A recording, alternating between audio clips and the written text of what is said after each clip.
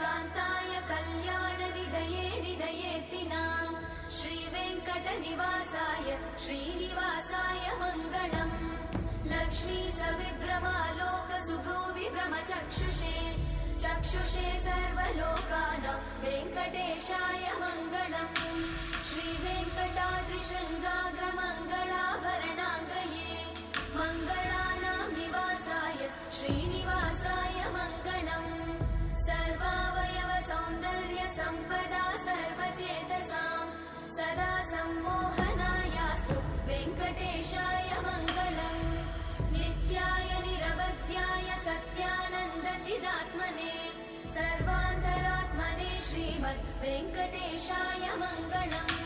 स्वतः सर्वविदे सर्वशक्तये सर्वशेषिने सुलभाय सुशीलाय वेङ्कटेशाय मङ्गलम्